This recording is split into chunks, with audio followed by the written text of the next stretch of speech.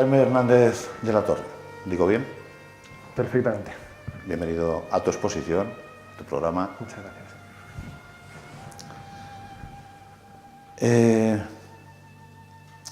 ¿Naces en Castellón? No, nazco en Madrid, ¿Tampoco? pero mi infancia la pasó prácticamente en Castellón. Vale, iba a decir, Paco, corta que ya he metido la pata en la primera, pero no cortes, Paco, que quede natural. Bueno, por lo menos sé que vives entre Castellón, Madrid y Berlín, Sí, de momento. de momento. De momento, luego lo que la vida proponga. Bueno, yo te conozco poco, te conozco a través de un amigo, ha sido una gratísima sorpresa encontrarme contigo y con tu obra. Y bueno, como te conozco poco, y puede que haya quien no te conozca, preséntate. Bueno, pues... ¿Quién es Jaime Hernández de la Torre? Pues soy pintor y escritor. Bueno, mi camino en la escritura prácticamente acabo de iniciarlo porque publico mi primer libro, aunque iba escribiendo desde hace muchos años, porque todo este proyecto que muestro aquí es un proyecto que llevo más de 12 años haciendo. Lo que pasa es que sí he expuesto desde hace mucho tiempo, pero publicar solo he publicado hasta ahora. Estudié Bellas Artes en Madrid y también, pues, para un poco profundizar en la faceta literaria, estoy terminando la carrera de Filosofía para un poco documentarme más y realmente, pues, mi infancia transcurrió aquí, luego mi formación académica allí y toda mi obra la he desarrollado, efectivamente, como bien decías, entre Madrid y Alemania, porque luego me fui a vivir a Berlín. Mira, Madrid te refieres a San Fernando, donde estudiaste. Sí. Yo es que pasé por allí también. Ah, bueno, entonces somos colegas. Una temporada tonta que pasé por allí. Somos colegas de facultad. ¿Qué no? ¿Cuál es el momento que dices pintor, artista? Bueno, pintor y escritor, pero supongo que la primera imagen que tienes o las primeras, los primeros anclajes son de pintor, ¿no? Sí. Sí, aparte para mí pues, ha sido un trayecto extraño porque yo provengo por parte de madre de una familia de artistas, por parte de padre una familia de empresarios. Entonces de esa mixtura extraña surgí yo y aquí en Castellón y en un primer momento pues... Perdona, tienes un antepasado que era pintor. Sí, sí, de sí. cierto renombre. Sí, sí, Néstor, el pintor canario simbolista, Néstor Fernández de la Torre, era primo de mi abuelo, que por cierto mi abuelo era escritor también, entonces también ahí puede haber una fusión genética, ¿no? Bueno, o sea, aquí al final resulta que tú no tienes personalidad, no tienes ninguna personalidad y has ido adquiriendo, ¿no? Has dicho, esto de mi tío abuelo, esto de mi abuelo. Es como un salto de la ley de Mendel, de repente. Resulta que tú de pronto te encuentras con que el artista necesita crecer, supongo que es crecer, y aparece el escritor. Sí, bueno... Escribir he escrito siempre, de hecho hubo una época en la que incluso dibujaba cómics para poder escribir y dibujar a la vez. Lo que pasa es que nunca había conseguido encontrar esa fusión entre los dos lenguajes, porque quería unir los dos. Como la única carrera universitaria que definía la titulación exclusivamente en uno de los campos era Bellas Artes, porque no hay carrera de escritor, me decanté por la de Bellas Artes y empecé también a exponer muy temprano, entonces siempre la gente me ha conocido más como pintor y también porque no había publicado hasta ahora. Pero en principio sí, porque para mí todas las artes están unidas. En ese sentido tengo un concepto muy renacentista del arte. Los pintores del Renacimiento, el caso más célebre es Leonardo, pero también Miguel Ángel, pues escribían, Miguel Ángel con menos fortuna, porque sus poemas no es que fueran una maravilla, pero eran muy interesantes, hacían, esculpían, arquitectura, incluso algunos intentaban componer música. Humanística pura, ya está. Efectivamente. Hacían todo. Entonces, para mí no era solamente una cuestión de que me gustasen dos ámbitos, sino porque la idea era intentar abarcar todo lo que pudiera meter dentro de ese cajón desastre del arte y conseguir una especie de consolidación de todo. Bueno, vamos a ir por partes. La pintura. La primera impresión que tiene uno, y además has tenido el pensamiento recurrente, ¿no? Has ido al Renacimiento. Y yo a tu pintura le veo pues unos fustes renacentistas. Digo fustes. Mucho, sí, sí. Es una pintura monumental, muy bien trabada de dibujo, muy orquestada, mucho sentido, con una serie después de reminiscencias. La ciudad inhabitada, y sin embargo es una ciudad monumental, a veces roza el barroco, tu pintura roza también el barroco, y también a veces sirve como pretexto para abstractizarla. Hay veces que desaparece el realismo, un realismo bastante clásico, y se desfigura o se transfigura, te refugias en la abstracción, vas y vuelves. Tenemos aquí una colección de cuadros que están hermanados por el color y sin embargo a veces pues, esos pequeños guiños hacia la abstracción, ¿no? Cuéntanos tú desde dentro, y este comentario que parece que sea crítico de arte y no es verdad, es desde la convicción de que el que pinta se está autorretratando. O sea, este universo tuyo interior que sale, que aflora, cuéntanoslo, si quieres. Por supuesto, totalmente. El tema principal es la ciudad. La ciudad, que de hecho todo el proyecto se titula Ciudad de Soledad, igual que el primer volumen de la novela es Ciudad de Silencio. Lo que intento interpretar con ella no es una ciudad física de edificios y habitantes, es la ciudad interior, ¿no? San Agustín mencionaba las dos ciudades, la ciudad celeste y la ciudad terrena, ¿no? Esa construcción espiritual que el hombre realiza mientras vive en este mundo terrenal, porque el hombre acumula vivencias y sus percepciones y a fin de cuentas no somos quizás más que esa percepción espiritual más o menos objetiva o más o menos subjetiva que tenemos de nosotros mismos y de nuestro entorno. Entonces estas ciudades representan un poco esa proyección del individuo. En la novela, como en los cuadros, se desarrolla una ciudad en la que una serie de individuos se encuentran rompiendo las barreras del tiempo y el espacio y van desarrollando una serie de aventuras, de tramas que se entremezclan, ¿no? Y todos ellos comparten una ciudad que creen que es real, en la que están viviendo, pero que en realidad es una ciudad simbólica que ha creado ese espejismo en el cual ellos creen vagar, ¿no? Entonces el destino de cada uno es encontrar esa ciudad interior para sublimarse. Precisamente en los cuadros toda esa trama está muy estudiada, porque si te fijas, todos ellos tienen una serie de líneas que distribuyen el espacio en el cuadro. Estuve muchísimo tiempo estudiando todo lo que es la teoría armónica clásica griega y del Renacimiento, la que recupera Alberti en De Reedificatoria, ¿no? La estructura modular, que no es otra cuestión que una estructura melódica. Antiguamente los griegos construían los edificios como si fueran sinfonías musicales. Uno puede coger las notas de un edificio, como el Partenón, las escalas geométricas de los módulos y componer una sinfonía. En el descendimiento de la cruz de Rogier van der Weyden hay un Stabat Mater de Guillaume Dufay que se podría cantar, que hila los manos y los pies de la figura del Cristo con las de la Virgen, ¿no? Eso era algo que antiguamente era una nota totalmente común al arte. Las catedrales góticas se componían según estructuras musicales.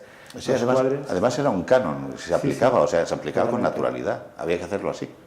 Y de hecho, lo que dices que era espontáneo es muy cierto. Un obrero, un tallador de piedra, podría no saber escribir, pero sabía perfectamente trazar una estructura geométrica del desarrollo de su propia firma, y ellos se identificaban así. Cuando llegaban a un taller en un suelo de cal, con un palo y un compás, dibujaban su signo, que su signo de tallador de piedra era un signo geométrico. Entonces, en el Renacimiento eso se rescata. Estás hablando de la marca del cantero también. La marca del cantero, efectivamente, que ahí luego viene toda la teoría de los masones, y sobre todo de los masones ilustrados ya después, a partir del 18, ¿no? Pero eso realmente era algo que ahora mismo, en el Prado hace unos años, hubo una expresión muy bonita de los pintores del siglo XVI que hacían unas radiografías de los cuadros y salían esas tramas. Entonces, estas tramas lo que hacen es distribuir musicalmente el cuadro. Por ejemplo, esto es una... Perdona, musical y arquitectónicamente. Y arquitectónicamente. Porque estos son planos de arquitecto, vamos. Efectivamente, son planos de arquitecto. Sí. Y de hecho son construcciones que fingen ser construcciones objetivas, pero son construcciones falsas, porque la perspectiva no es real. Simula ser real, pero es irreal. Eso pasa mucho en los cuadros de Zurbarán, por ejemplo, que las mesas se doblan. Perdona otra vez. Será irreal en el mundo físico, en el otro no. O sea, mi ojo ha leído perfectamente esto con naturalidad. Claro. Esto es habitable en mi ojo. Claro. ¿Vale? Es esa ciudad espiritual. Es decir, que parece real, pero es sublimación de la realidad, que muchas veces se adapta mucho mejor a nuestra forma de percibir que la realidad misma. Si volvemos al Partenón, el Partenón parece recto y perfecto, pero el Partenón es curvo y irregular, pero se adapta a nuestra forma circular de percibir la realidad. Por eso la fachada es curva en ambos sentidos y la entasis de las columnas varía según la distribución. El arte, en muchas épocas, recuperando sobre todo la impresión esa que ya transmitía Aristóteles, de que uno debía, debía cultivar la imaginación porque era la capacidad que hacía que el hombre pudiese sublimar lo que le rodeaba para luego acceder a un mundo que era la naturaleza misma sublimada, que eso luego con el neoplatonismo fue la raíz natural del arte durante un montón de siglos. Esa idea es un poco la que se ha, desde mi punto de vista, a lo mejor abandonado un poco en nuestros días y que yo quería recuperar un poco en este concepto de arte absoluto. Yo no, claro, en ese sentido suena como un poco ambicioso el proyecto, pero dentro de mis limitaciones. Tienes perfecto derecho a ser todo lo ambicioso que quieras. Es un reto personal tuyo, es una experiencia personal y es una vivencia personal. Así que, ¿quién dijo límites, no? Yo sigo viendo tu pintura. Hay momentos y hay rincones en tu obra que son refugios para el espectador. Apetece quedarse ahí. Apetece moverse por ahí dentro, ¿no? Apetece disfrutar, no sé, estas estructuras que se están viendo y tal. Y bueno, tú lo has dicho, porque te iba a preguntar, ¿dónde está esta ciudad? Y te lo has dicho, ¿no? Es el campo espiritual, o sea, seguramente hay que descubrirlo, seguramente estás abriendo la puerta, ¿no? ¿No tienes a veces la sensación de ser un iluminado? Hombre, ese riesgo a veces me asalta, pero gracias a Dios, como comparto el estudio con mi novia, más de una vez me da un latigazo y me devuelve la realidad. Los pies en tierra. Porque el problema es que, claro, toda esta parte, dicha así, tiene como una especie de sabor muy místico o religioso, y cuando hablas de ella la gente pues te mira un poco con extrañeza. Yo creo que el arte es un efecto mágico, lo ha sido siempre. Tiene una parte mística y siempre la ha tenido. Es una cosa que no debemos abandonar, porque yo creo que el arte es el baremo que mide el nivel espiritual de las sociedades. El arte, René Guénon lo decía, ¿no?, cuando analizaba el arte oriental y cuando analizaba las tradiciones simbólicas de lo que era la mística religiosa, ¿no? El arte es la expresión más básica de la aspiración del hombre por, de alguna manera, superar las barreras de lo temporal y lo finito. Bueno, sí, por lo menos es ese vínculo, posee por lo menos el vínculo con lo etéreo. Totalmente. Por lo menos el sentido, llámese inteligencia, llámese espíritu, llame alma, pero desde la parte abstracta, ¿no?, que es lo que nos vincula a lo surreal, ¿no? Estás sugiriendo, hablando de mística, de religiosidad, ¿sugieres que tú eres persona religiosa? Y te lo digo en un sentido amplio, no me meto en intimidades. Sí, no, es que hoy en día parece que lo de hablar de la religiosidad o de la mística es una cosa como muy... pues hay como muchos muletillas o tópicos encerrados en ello. Yo me considero una persona religiosa. Ahora, religiosa en el sentido que, por ejemplo, Jung acuñaba de reverenciar lo sagrado, ¿no? Y me decía, el hombre tiene un ámbito de lo sagrado que no puede abandonar. Ese ámbito de lo sagrado, él, como buen psicoanalista, no se mojaba a decir existe o no existe, pero existe en cuanto a esencia psicológica del ser humano. En el sentido de reverencia, esa parte mística que hay en el ser humano, que realmente pues, te hace sentir único en la existencia, con una conciencia del yo y una necesidad también de alguna manera, trascender lo finito y lo fugaz. Sí, había, no sé quién fue, y lo lamento, que dijo, cuando quiero hablar con Dios rezo, cuando quiero gritarle pinto. Pues me has pillado porque la verdad es que tampoco sé, pero me suena un montón la frase. ¿Verdad que sí? Pero sí, es... o sea, se puede llamar religiosidad, se le puede llamar mística, se le puede llamar espiritualidad, pero creo que si no, no es muy posible el cristalizar el hecho del arte en sí. Y de hecho, creo que no hay ningún artista que no tenga esa aspiración a ser más de lo que es, como mero individuo de carne y hueso, cerrado a su percepción objetiva de la realidad. Bueno, todo se queda pegado a la tela, no sé por qué, se queda pegado. Totalmente. ¿No? Lo bueno y lo malo se queda, ¿no? Sí, sí. Oye, otro detalle de tu obra que me gusta, ¿no? Me gusta porque me retrotrae. Esas luces misteriosas focos, me recuerdan, no es una comparación, me recuerdan al Bosco en sus obras más dramáticas, estas luces eléctricas que salen de no sé dónde, pero que sirven como pretexto para llamar la atención sobre determinados rincones, como si el ojo tuviera que detenerse forzosamente en determinados puntos. Primero, ¿de dónde sale esa luz? Y después, ¿para qué está esa luz? Ojalá pudiese llegar a los pies del Bosco, porque me encanta, es un pintor que fascina. La luz en estas ciudades parte de cúpulas generalmente, porque muchas de ellas son, el segundo libro se titula Ciudad sumergida, y es la ciudad encerrada. Los personajes simbolizan que los personajes están cautivos en esta ciudad. Estos focos de luz, de alguna forma, lo que simbolizan es la aspiración del individuo hacia la ascensión. Siempre son luces cenitales, oblicuas, que descargan luz en puntos de interés, que son puntos simbólicos que están dentro de la novela también, y a los que el personaje se adhiere para tratar de salir de esa ciudad sumergida. Hombre, el tema de la luz yo lo utilizo desde un punto de vista muy barroco, es decir, son luces irreales, como cuando cogemos los cuadros de Caravaggio y decimos, bueno, ¿dónde están estos focos? No puede ser. Es para crear también una sensación de tiempo y espacio irreal, un tiempo y espacio que simultanean y cambian, pero que realmente no están ahí, porque no pertenecen a una misma dimensión. Pero está conseguido. O sea, está conseguido hasta el punto que el mismo proyecto, en el mismo cuadro, hay diferentes ambientes. O sea, es cierto que es una ciudad con sus barrios en el sentido amplio, ¿no? En el sentido de, no como barrio real, sino como estadios, ¿no? Hay distintos ambientes, distintos estadios y distintos momentos, incluso distintas horas, ¿no? Esto es lo que me fascina, ¿no? Tu pintura es atemporal y sin embargo es muy concreta. El espectador se puede refugiar, o sea, es lo primero que me ha llamado la atención. Tu pintura es un refugio, es una pintura hospitalaria, es acogedora. Tiene entrada y tiene salidas, tiene muchas salidas opcionales para cada uno, ¿no? Y lo que subyace en todo eso es la soledad. Háblame de soledad. ¿Tú qué sabes de soledad? Pues te recuerdo que este programa está dedicado a los solitarios. Entonces, a la soledad del creador, a la soledad del faro, que simplemente hace luz por si algún barco se quiere acercar, nada más. Y el que crea que quiere decir algo, que sabe que tiene que salir al mundo y que va a tener un espectador enfrente que va a intentar conectar con él. Pues te estoy proponiendo una conferencia en toda regla.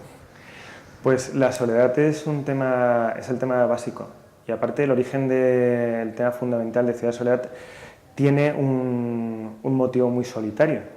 Por circunstancias remotas, hace muchos años, pues yo me encontré en un hospital, que estuve un tiempo en un hospital pues para gente que estaba en un estado muy grave. Entonces yo me dedicaba, como no tenía nada mejor que hacer, tenía un blog y me dediqué a dibujar la luz sobre el suelo del pasillo del hospital, porque todas las mañanas amanecía y la luz iba cambiando. Entonces se iba degradando, y hice un montón de carboncillos, dibujos. De hecho, en la página web hay un montón de pasillos. La gente se pregunta y dice, bueno, Ciudad Soledad, y todos estos pasillos que hay al principio, no, es el pasillo que inició todo esto. Y es todo el rato el mismo pasillo. Entonces empecé a concebir esa idea del hombre cuando se encuentra enfrentado consigo mismo en las postrimerías, que es cuando desde el hombre la tristeza, desde la tragedia. Efectivamente. No es una soledad elegida, es una soledad condicionada o por. Efectivamente, es cuando realmente estás solo, porque mucha gente, es que me siento muy solo, me siento muy aburrido, pero siempre que uno está sano y está en la sociedad, nunca realmente, si no quiere, estar solo. Pero allí sí, allí era una cuestión ya forzada, por mucha de la gente que estaba allí, pues no iba a estar mucho tiempo en este mundo. Entonces esa idea de la ciudad solitaria en la que el hombre se entrega a su última e íntima confesión consigo mismo fue la que motivó este sentido, es decir, cuando el hombre realmente es el mismo, cuando el hombre realmente se interroga a sí mismo y piensa, todo lo que he vivido son estos recuerdos que tengo, estos recuerdos son reales, es decir, he vivido mi vida, he ido rememorando recuerdos de otros, cuando hablo, lo que digo es lo que yo pienso, lo que otros han pensado, que es una duda que solo te puedes plantear en un momento en el que realmente no hay ningún eco de otra voz o otro discurso enturbiando esa reflexión. Y esos momentos, desgraciadamente, cada vez más escasos en el mundo que vivimos moderno y saturado de información, de mensajes, de gente, pues esas ocasiones para hacerte ese planteamiento son muy escasas y solo se producen en momentos tan dramáticos como aquel.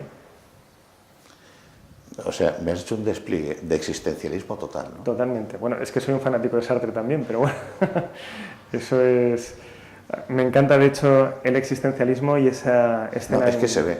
O sea, tus novelas no las he leído, pero tu obra la he leído. Y es existencialismo puro, ¿no? O sea, sí, de hecho, todo este vacío es una forma de sugerir que dónde está el hombre, o sea, o cuál es el sitio que debe ocupar, ¿no?, en esta ciudad, ¿no? Es lo que me sugiere a mí el tema existencialista. De hecho, me encanta esa escena en La náusea cuando Sartre cuenta que se sienta en la cama con la pipa e intenta no hacer un solo movimiento para tratar de percibirse a sí mismo, ¿no? Se pasa ahí no sé cuánto tiempo hasta que al final le duele tanto la espalda, las rodillas y los hombros que... Pero claro, es cuando empieza él a sentirse realmente solo y darse cuenta de que él es, ¿no? Cosa tan maravillosa del existencialismo, decir, no, es que tú no estás, es que tú eres. Y si estás es una cosa más entre las demás cosas, ¿no? Ser es realmente un reto, ¿no? Y ser en todo momento. Por supuesto. Bueno, pues no sé por dónde seguir el interrogatorio, porque te podría decir, el arte te debe algo a ti, ¿no?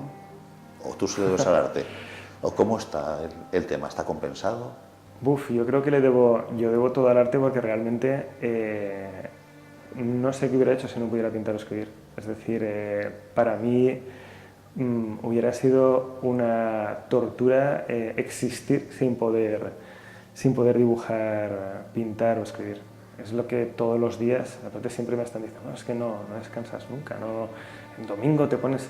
Es que disfruto cuando lo hago y me llena y me vacía a la vez. Me vacía de malas vibraciones y me da energía positiva. Sí, ¿no? Además me da la impresión de que es hasta tu terapia personal, ¿no? Totalmente. Lo que sí que queda claro es algo, o sea que está claro que tú manejas cánones clásicos, conceptos muy clásicos, la composición, el dibujo, o sea, te amarras mucho al tema académico y sin embargo al espectador, a mí que soy el espectador, me da la sensación de una libertad total, de una capacidad de improvisar total también, ¿no? Que debe ser la parte sedante de pintar, ¿no? Totalmente. No sé, es lo que percibo yo. Desde luego, aparte para mí eso ha sido una ruptura tremenda porque yo tuve una formación muy clásica. Yo hice Bellas Artes, se nota. Pero a la vez estuve en esta academia, si está en Madrid, seguramente la conocerás, Peña. Sí. Pues yo fui, ahí tengo un maestro, se llama Pedro Galván, que fui alumno suyo durante 5 años y luego heredé su puesto como profesor. Entonces era una formación súper clásica de dibujo, de teoría del color, tal. Aquí también, siendo más joven, pues tuve la suerte de coincidir en el Colegio Santa Águeda con un director que era José Ruiz Correa, que era un pintor autodidacta magnífico también. Entonces tuve una fase muy clásica, pero claro, eso es una gran base, una gran herramienta, pero tienes que romper con ella, porque si no llega un momento en que te estrangula. Entonces ese momento de liberación, de romper con las formas clásicas, con el dibujo, pero sin perderlo, fue un drama bastante largo y duro, pero sí, o sea, porque aparte me siento muy natural cuando trabajo lo que es la mancha abstracta. Es muy importante para mí porque es lo que le da todo el aire al cuadro y es lo que también hace que la pintura sea auténtica, que no sea reproducción de modelos o de cánones preestablecidos. A lo que voy yo es a eso, que también me llama la atención, cómo pasas en varios centímetros, cómo pasas de un realismo clásico a una abstracción total en centímetros. Eso, hubo una época que para tratar de destruir esa alteración estuve casi 2 años pintando sobre papeles de estraza, de manera que el proyecto no importase tanto. Porque creo que la obra de arte en sí no te tiene que importar mucho. O sea, tiene que ser muy importante el conjunto del proyecto. Pero cuando pintas, el pensar, bueno, voy a pintar el gran cuadro, esto va a ser maravilloso, es como el peor enemigo. Entonces tenía que romperlo y era incapaz porque al haber tenido una formación tan clásica, cuando tú eres un dibujante, un pintor clásico, empiezas dándole muchísima importancia a lo que vas a hacer, va a tener que ser perfecto. Te amarras. Claro, y dices, no, es que generalmente cuando miras un cuadro incluso de gente perfeccionísima como Velázquez, ves, y yo me acerqué y decía, pues esto está pintado prácticamente a vuelapluma, al azar, jugando, ¿no? Cuando esas maravillosas manchas que tiene en las meninas o en los bufones, dices, está jugando con ello y le está importando muy poco, y por eso disfruta y por eso el cuadro es genial. Hay pintores, es el caso muchas veces entre Valleu y Goya, ¿no? Entonces, ¿por qué Goya es grande y Valleu es un gran pintor, pero no es grandioso como Goya? Cuando Valleu probablemente sea mucho más hábil. Es porque Goya es que es tremendo, es inconmensurable.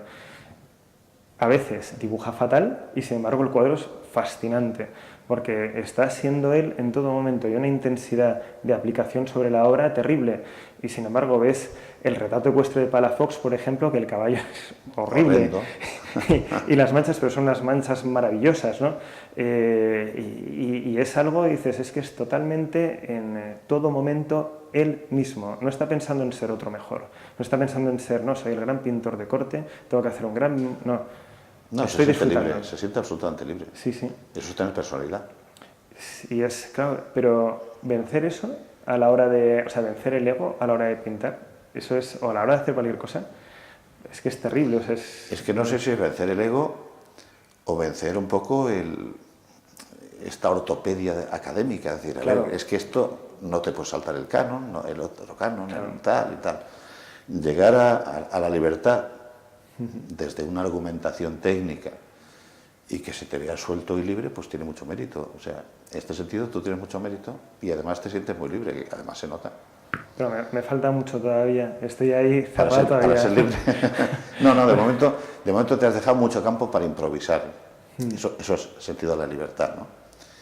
Y luego, bueno, pues el tiempo dirá. De momento nosotros hemos venido a verte porque nos ha llamado muchísimo la atención tu obra y nos parece que tiene mucho interés. Y una cosa de interés porque tiene médula. Si no tuviera médula, no tiene mucho sentido. Desde luego el esfuerzo está... sí intento tomarme esto como un hecho verdaderamente serio. Y lo que decías de la parte religiosa, volviendo a ella, intento que el estudio sea como una especie de templo, ¿no? En el cual todo es como un desarrollo de un ritual absolutamente... que luego se vuelve un ritual totalmente caótico, porque luego soy súper caótico, aunque aquí los cuadros parezcan muy ordenados, mi estudio está manchado hasta en el techo. Pero el estudio es el Sancta Sanctorum del artista. Totalmente. Y ese concepto tú lo tienes claro, ¿no? Hombre, yo ahí tengo mis libros preferidos siempre en una esquina. Mis pinceles, que yo soy una persona muy desordenada, pero por ejemplo mis pinceles siempre los tengo totalmente ordenados, perfectamente limpios, mis tablas, tal... Y sí, lo tengo, todo lo que es el elemento para pintar lo tengo prácticamente reverenciado. Luego el resto lo tengo hecho un desastre, pero sí, esa esquina es como el altar, ¿no? Sí, bueno, los relojeros tienen la mesa igual sí. Y saben dónde está cada cosa, ¿no? ¿Qué se te ocurre pedirle a la vida? Un tipo que se siente libre, religioso, existencialista y todo esto, ¿qué le puede pedir a la vida? Pues realmente, ahora mismo, me gustaría simplemente seguir como estoy. Es decir, me puedo dedicar a pintar, me puedo dedicar a escribir y seguir con mi camino. Es decir, para mí esto es un proyecto muy largo porque todavía me quedan los otros 3 libros, me queda seguir pintando. La vida es un proyecto muy largo. Totalmente. O sea que no hay problema. Y la verdad es que en ese sentido estoy totalmente satisfecho. Entonces, como tampoco tengo una gran ambición, creo, que siempre me echan en cara, es que no eres ambicioso, ¿no? ¿Qué está diciendo? No, es que ya disfruto mucho con lo que hago. Hombre, que no eres ambicioso con los repasos que te pegas pintando, bueno, eso ya es hablar gratis, ¿no? Vamos a centrarnos un poquito en los libros. Y ahora, Paco, por favor, si nos lo puedes enseñar, para enseñarlos un poco. Tengo curiosidad, no los has ilustrado por dentro, ¿no? No, pero el contenido es literario, ¿no? El contenido es literario, aunque tenemos en proyecto hacer una edición con los cuadros por ilustraciones. Bueno, pero... es que sería un poco más coherente, ¿no? Sí. No sé. Ciudad Soledad y Ciudad de Silencio, volumen 2, Ciudad de Silencio... Bueno, voy a enseñarlos así y tú nos hablas de ellos. Sí, porque estos son dos de 4 de los libros, sí. ¿no? No, este es el primero, lo que pasa es que están 2 volúmenes. Este es Ciudad de Silencio, lo que pasa es que es tan extenso... Primer libro en 2 volúmenes, para que nos organicemos. Y luego el siguiente será La Ciudad Sumergida, el siguiente La Serpiente Dorada y el siguiente La Ciudad Sin Límites. Lo que pasa es que Ciudad de Silencio, el primero, fue tan voluminoso que lo dividimos en 2 tomos. Todo el proyecto toda la novela es Ciudad Soledad. Entonces, los libros pues cuentan una historia de principio a fin y al igual que los cuadros pues tienen como múltiples dimensiones. Quien quiera pasar un buen rato, externamente se leen como una novela de intriga, una novela de aventuras de una serie de personajes que vienen a través del tiempo, suceden varias épocas históricas, desde la Edad Media, la Guerra Civil, la Segunda Guerra Mundial, el siglo XIX a una época actual, que se van intercalando. Entonces, en ese aspecto, esa parte yo creo que es muy entretenida, pero luego por dentro hay tramas más complicadas, tramas simbólicas que son las que tienen más relación con los cuadros, en las que el espectador puede perfectamente ver los cuadros y muchas de las claves que dentro de los cuadros se encuentran luego en los libros, de modo que muchas veces se quedaría incompleta esa comprensión de la trama total si no se vieran los cuadros a su vez, o los cuadros no se entenderían del todo si no se lee la novela. Es un poco ese círculo que busca un poco la obra absoluta, ¿no? Que una cosa lleve a la otra. Bueno, lo que está claro es que Jaime Hernández se diversifica, pero sigue siendo Jaime Hernández. Los libros se pueden ver y los cuadros se pueden leer. Totalmente. Es la historia, ¿no? Esa es la idea. Y el tema literario son 3 o 4 libros. Son 4 libros. Una tetralogía, sí, que además hay que comprarla toda porque hay solución de continuidad. Uno hermana con el otro, ¿no? El libro empieza en el primer volumen, aunque cada uno tiene luego su pequeña historia que cuenta con su principio y su fin. Todos los 4 cuentan una historia de conjunto que termina en el último volumen. Estoy pensando, ¿has luchado por el valor literario o el valor estético? ¿Qué prima en tu obra literaria? En la obra literaria... ¿Qué vamos a encontrar? ¿A un escritor que pinta o a un pintor que escribe? Bueno, ese sí que es una pregunta interesante porque realmente ha sido un poco el dilema constante. Es decir, yo muchas veces te preguntas, ¿qué soy pintor? ¿Qué soy escritor? Cuando soy escritor intento ser pintor y cuando soy pintor intento ser escritor. Es decir, cuando pinto, al margen de tratar de que mi lenguaje estético sea un lenguaje pictórico, intento también que haya una relación literaria, porque tiene que combinar con los libros, pero cuando escribo, mis descripciones intentan tener una plástica muy pictórica, que eso es muchas veces mis amigos cuando han leído las pruebas dicen, es que se nota que eres pintor porque tus descripciones son totalmente pictóricas. Sin embargo, en la novela también he cuidado mucho la estructura del conjunto, porque realmente en las dos lo que soy es muy arquitectónico, entonces está construida según una trama de desarrollo que por un lado pueda absorber al lector también, buscando que tenga sus capítulos de interés, ¿no? Es que, por ejemplo, hilvanando los dos temas, o tus dos campos, si viendo tu obra somos capaces de hablar del Renacimiento, de Jean-Paul Sartre, de filosofía, si hay tantos elementos, hay tanta historia, ¿no? Historia real, ¿no? Historia cronológica, pues es lógico que los libros estén llenos de imágenes. Es lógico, porque eres tú, es tu obra, ¿no? Entonces, bueno, pues me da la impresión de que formas un cuerpo sólido, o sea, que sigues siendo tú en todas partes, o te sientes más uno que otro, o en cada momento... Yo intento ser lo mismo en las dos partes, al mismo nivel. No soy capaz de decidir dónde estoy más volcado. La literatura tiene su reto. Por ejemplo, me consume más a nivel energético escribir, porque es como más cerebral. La parte, no es que la pintura sea menos cerebral, es igualmente cerebral, pero también es una parte física a la hora de pintar que te descarga mucho. O igual es que la pintura pues la has vivido desde siempre. También. Y este elemento de la literatura la has incorporado después y no vas tan suelto. Y a lo mejor claro, también esa es un poco puede ser también la razón. Igual se nota cuando lees esto, ¿no? Este es más pintor que escritor. O... Yo no lo sé, eso ya tiene que verlo el público. No sabes nada, o sea, bueno, no sabes nada porque esto es una primicia. Los libros se presentan esta tarde, ¿no? Sí, esta tarde, dentro de un rato, a las 7, en la librería del Ámbito, hacemos la presentación oficial del libro. Hemos sido los primeros, que te agradecemos además el detalle de... No, me lo agradezco ya a vosotros. Bueno, ¿qué proyectos te depara el futuro? ¿Dónde? ¿En Berlín? ¿En pues, Madrid? ¿En Castellón? Mi plan inmediato de cambio de residencia es irme a Budapest del año que viene, porque quiero encerrarme allí en mi estudio, quiero que haya un estudio cómodo y terminar de escribir el segundo tomo de esta novela monstruo y continuar toda la otra serie de cuadros que tengo que preparar, que muchos de ellos ya están iniciados, están en el estudio, los tendré que trasladar allí. Entonces es volver a hacer comienzo en Berlín, irme a un sitio lejano, bonito, también un poco aislado, para entregarme de lleno a la producción de la segunda fase del proyecto. O sea, por lo de la mística, ¿no? Totalmente. Sitio tranquilo, apartado, bonito. Lleno de leyendas.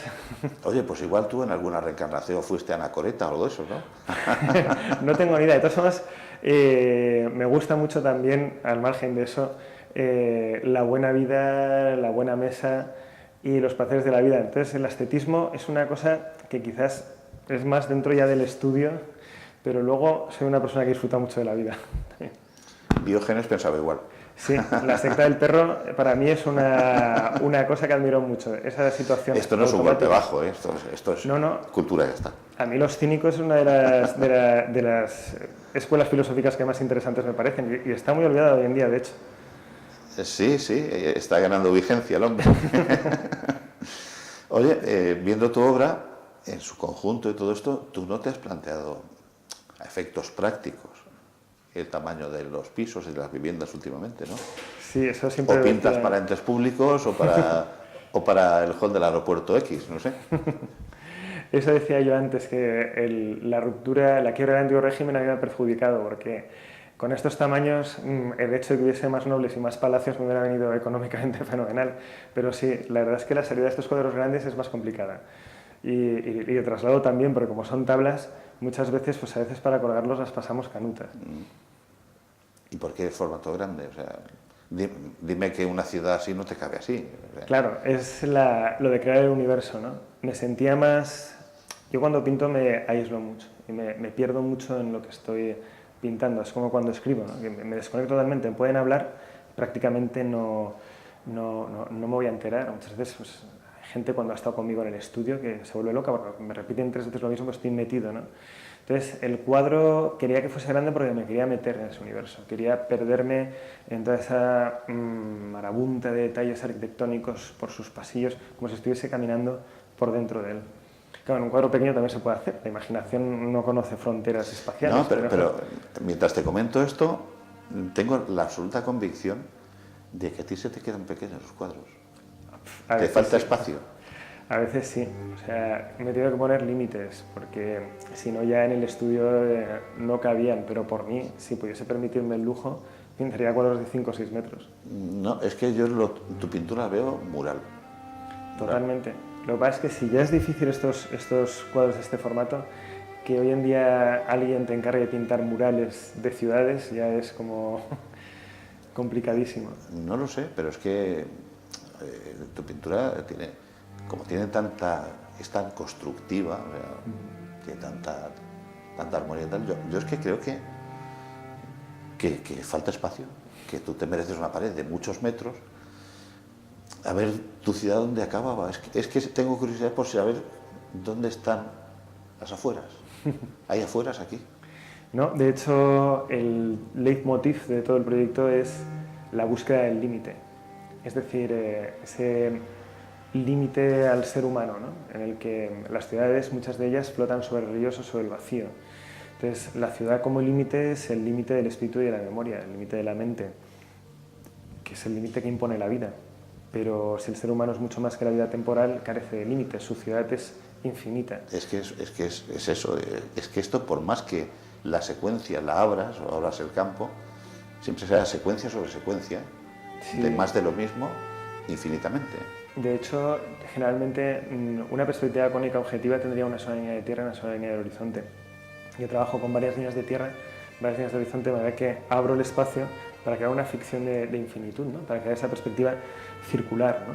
Y varios puntos de luz también. Sí, no puntos, sino fuentes de luz. Sí, y fugan todas en distintas perspectivas, de manera que se crea esa sensación de que el espacio se desdobla, se deshace. Un poco también porque cuando el espacio se deshace es cuando aparece el vacío, ¿no? El vacío es uno de los pánicos más primigenios que el hombre... El terror vacuo. Sí, totalmente. Sí. Entonces, claro, no podemos vivir sin definir las cosas, ¿no? En una perspectiva kantiana de espacio y tiempo, porque si no es como que nos perdemos a nosotros mismos, ¿no? Pero tú el terror vacuo, ¿lo cuentas o lo vives? Lo vivo totalmente. ¿Lo vives? Sí, sí, es tan sencillo como el horror a la muerte, ¿no? Es decir, tenemos un miedo a algo que no existe. Es decir, porque cuando esté yo no estaré, entonces nunca lo voy a ver, pero sin embargo nos aterra. ¿Por qué? Porque es la apertura es la ruptura de todos los límites, la apertura del vacío. Bueno, yo en toda la iconografía de la religión ortodoxa y todo esto, que las iglesias están pintadas en la base con base al terror vacuo, y tenían un planteamiento, ¿no? Que toda pintura era religiosa y no dejaban ni un centímetro sin pintar el tema religioso, porque en el momento que hubiera un hueco sin pintar, por ahí se colaba el diablo. Ese es el miedo, ¿no? No sé si se mete el diablo se va la vida por ahí, o no lo sé, ¿no? Sí, o te encadena a una misma repetición eterna, ¿no? Como en el artista adolescente de Joyce, ¿no? Que dice que es el diablo, que es el infierno, la repetición constante de todo, una y otra vez, una y otra vez, una y otra vez. Pues en Chartres hay un laberinto inmenso, ¿no? A la entrada, para que el diablo no entre y se pierda en él, no pueda pasar, ¿no? Y en la catedral, sí, el mosaico de la catedral del suelo. Sí. Entonces tú no eres un pintor barroco. Tú eres un tío con problemas de miedo al vacío, ¿no? Mucho, es decir, No, estéticamente, y te lo pregunto ahora en serio, ¿te consideras barroco? En ese aspecto... ¿O es porque el barroco rinde culto a esos vacíos que comentas? Me considero barroco desde un aspecto trentista, es decir, en el sentido de que todo es fugaz, ¿no? El primer barroco es tempus fugit, ¿no? El tiempo se va, nada permanece, todo es efímero. Entonces, claro, se llena todo para crear una falsa sensación de permanencia, pero en realidad lo que está manifestando es que nada permanece, porque toda esa cascada de cosas son perecederas, se pudrirán y desaparecerán, ¿no? Entonces, en ese aspecto, el crear ese universo cerrado es como una forma como de agarrar el cuadro, ¿no? De agarrar la realidad, de llenar el mundo de pasillos, de estructuras. Pero también soy renacentista, en ese disfrute, pues un poco de decir, sí, todo esto está deshaciéndose, pero en el fondo estoy yo, ¿no? Como ese Dante, ¿no? Antes de entrar en el infierno, ¿no? A la mitad del camino, ¿no? Es decir, decidiendo que es que el que tiene que decir soy yo, porque la primera propuesta, yo creo, existencialista es el principio de la Divina Comedia, ¿no? Es decir, decido qué es lo que quiero hacer, ¿no? Estoy a la mitad del camino de mi vida y tengo que... Y bueno, también es que estoy en esa edad en la que se suele decir estás a la mitad del camino de tu vida, ¿no? Que tengo 40 años, pero es una mezcla de todo. Al final creo que es un ciclo que realmente conduce una cosa a otra, porque el mismo memento mori del barroco no es muy distinto en su sentido de esas fiestas de la muerte que se reflejan en las danzas medievales, ¿no? Lo que pasa es que de una forma u otra, pues en el barroco, claro, con la sociedad mucho más jerarquizada, el individuo mucho más identificado con un rol, con una existencia, con un ser, pues se recargaba mucho más de una serie de percepciones, ¿no? En la Edad Media, el tiempo que tenía uno para reflexionar, que era mucho más que el nuestro, en el sentido de que era de más calidad, era mucho más breve, porque venía una epidemia de peste y se podía ir al otro barrio en 5 minutos. Ya, y además tenían un problema, que era el oscurantismo, ¿no? Sí. Que estoy viendo zonas oscuras de tu obra, ¿tiene reminiscencias oscurantistas? ¿La muerte tiene presencia en esta ciudad también? Por supuesto, es decir, la muerte es un duelo, de hecho hay un personaje en la novela que se encuentra con la muerte. Y está reflejado en el primer cuadro. Perdona, es que tú igual hablas de la novela que el cuadro. Yo como soy pintor tengo de formación, yo claro. El cuadro. Aparte es que es lo que veo, ¿no? Pero sí, tú estás en los dos campos. En los dos. Bueno, tú eres el mismo, sí que sí. En el primer cuadro, de hecho, hay una figura que está jugando al ajedrez con una figura velada de azul, que es la muerte. Entonces, esa partida de ajedrez con la muerte, bueno, tiene claro un poco la impronta de Berman, ¿no? De juego, bueno, es un tópico muy, muy antiguo. Sí, pero es el tópico, es decir, te vas a enterar, chaval. Sí, el resultado es el mismo, ¿no? A la muerte no la vence nadie, efectivamente. Al final, el caballero en el séptimo sello tiene que hacer una trampa para engañar a la muerte. Consigue engañarla, que es el sueño medieval, ¿no?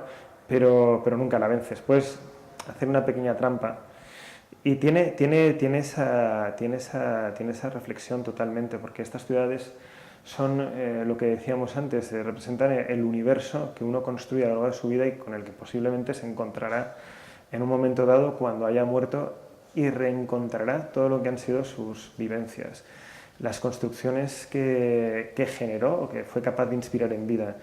Muchas de ellas son ruinas, obviamente, porque uno de los dramas principales de la vida es como muchas de tus esperanzas se convierten en ruinas, ¿no? Y las miras con la distancia del tiempo. Pero bueno, muchas veces esas mismas esperanzas, aunque nunca hayan llegado a cristalizar en sus resultados, yo creo que se guardan, ¿no? en otro punto, ¿no? Puede ser perfectamente este rincón, ¿no? de ruinas que a fin de cuentas tiene su belleza, porque la ruina yo creo que es muy hermosa, ¿no? Sí, evidentemente. No sé quién dijo que la arquitectura bonita era la que estaba en ruinas, ¿no? Porque tenía la impronta del paso del tiempo, ¿no? Totalmente. Oye, el espectador, cuando ve tu obra, cuando ve tus ciudades, no digo cuando lea tu libro, o tus libros, cuando ve tu obra, ¿crees que lo comparte como algo personal también? ¿Se involucra? Hombre, mi sueño Quiero es... decir, ¿esta ciudad también es suya? Mi ilusión es esa.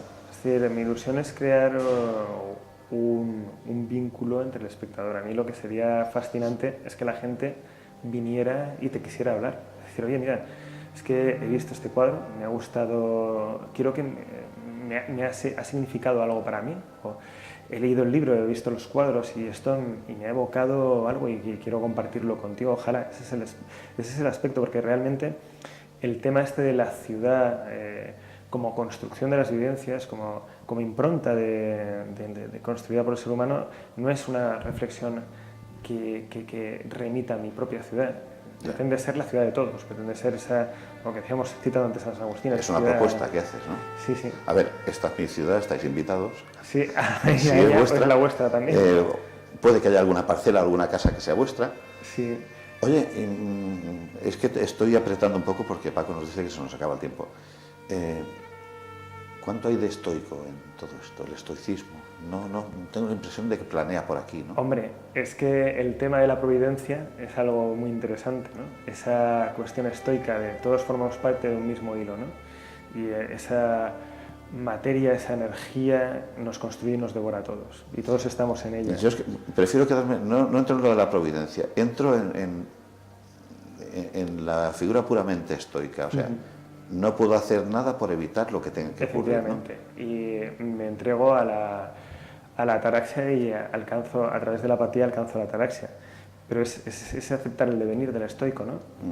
Busco no afectar el devenir, no afectar lo que viene ni con emociones de alegría ni con tristeza o sufrimiento. Ese hacer sin pensar en ambiciones más allá, yo creo que es fundamental. Yo creo que todos los artistas somos, por un lado, grandes narcisistas y por otro lado somos grandes estoicos, que es una mezcla como rarísima, ¿no? Pero se puede conjugar, me parece. Perfectamente. Bueno, tú lo conjugas. Y sí, o sea, el estoicismo, de hecho, a mí es una disciplina que me parece muy interesante en ese aspecto de renuncia, de voy a pintar desde fuera de mí, renuncio a mi ego, renuncio a las emociones, y lo que voy a hacer es algo que realmente sea más importante que yo, porque yo no importo. Pero es desde luego una línea a seguir. Ojalá alcanzase esa atraxia a través de mi proyecto. Bueno, todo es empezar. Bueno, una cosa que no renuncias, además también es recurrente en tu obra, que es una chica muy guapa, que siempre aparece, que si quieres decirnos quién es y por qué aparece ella precisamente y no puede aparecer otro tipo de modelos u otras caras. Bueno, aparece ella porque me inspiré en ella para construir un personaje en la tercera novela y entonces la tengo posando desde entonces porque es un símbolo. De hecho, es un símbolo que ella a veces no es tan romántico como pudiera parecer porque simboliza la muerte. Entonces es un poco el símbolo del Eros y el Tánatos, la belleza platónica a la que el héroe, por así decirlo, de lo que es el dolce estilo nuevo poético del Renacimiento aspiraba, ¿no? Esa mujer que no se admira por una belleza carnal o erótica, sino que se admira como ese paradigma del banquete platónico, ¿no? De la belleza ideal, que hace que nosotros queramos aspirar a una sublimación de la realidad a través de su contemplación y alcanzar un poco la visión, ¿no? De las esferas celestes. Entonces ella, en los cuadros en los que está, siempre está o bien simbolizando esa muerte de lo terrenal, que no es la muerte física real, sino la muerte alquímica, la muerte del beso que ellos llamaban, ¿no? Sí. Recibías un morsus culi porque tú morías para este mundo y renacías a otro mucho más hermoso. Es Diana y Acteón, ¿no? Acteón encuentra a Diana bañándose desnuda entre sus doncellas. Entonces Diana, que encarna la sabiduría, le ciega. ¿Por qué? No porque le esté castigando, ¿no? Acteón ha alcanzado la visión de la sabiduría suprema, entonces se vuelve ciego para este mundo y por tanto debe morir porque ha accedido a un mundo superior y por ello, al salirle cuernos de alce, de ciervo, perdón, sus propios lebreles lo devoran y lo matan, lo comen, porque él ha accedido a un nivel superior de conciencia, ¿no? Es tal y como lo interpretaba Marsilio Ficino, ¿no? Obviamente a lo mejor un griego del campo lo interpretaría de otra forma, pero es esa visión de la sabiduría perfecta como paradigma de la belleza el que encarna, pues en este caso, mi modelo particular, que es mi pareja, y a la que he retratado en todos estos cuadros como una contemplación de la sublimidad, ¿no? Sí, es que me parecía justo hacerle un pequeño homenaje. No tienes por qué decir su nombre porque los artistas debemos guardar el secreto del nombre de nuestras modelos y su intimidad.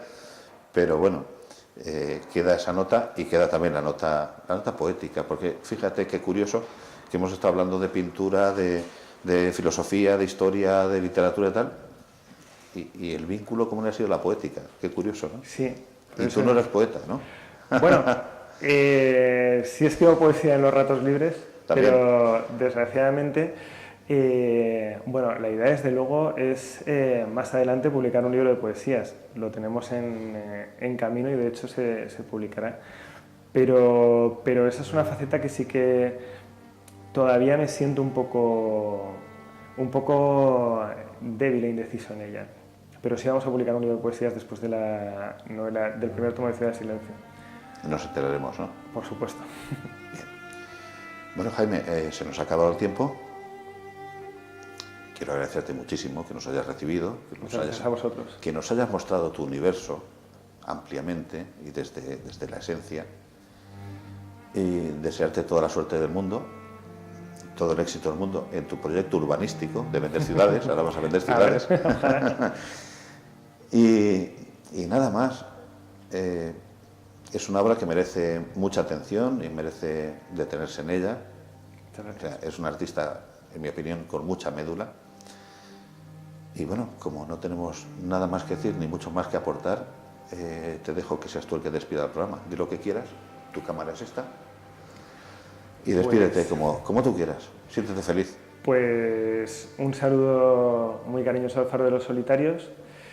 Y muchas gracias por haberme tenido vosotros aquí, ha sido una entrevista fantástica, he disfrutado un montón porque ha sido más una conversación entre artistas que una entrevista formal, que yo creo que es muchísimo más interesante. Es que presentador no tenemos aquí, entonces tiene que ser así. Y ha sido muy muy agradable y bueno, espero a quien le haya podido interesar el tema, pues verle aquí en la exposición. Bueno, recuerda dónde estás exponiendo y la fecha, porque... Sí, por si alguien tiene tiempo todavía de venir a visitarte. Es el Centro Cultural Melchor Zapata en Benicàssim y hacemos la inauguración hoy viernes 7 de junio, estaremos hasta el día 17 y estarán los libros en la librería Lambit y luego en la librería Argot, por si alguien quiere echarles un vistazo también. Pues hará muy bien. Muchas gracias. Muchas gracias a ti.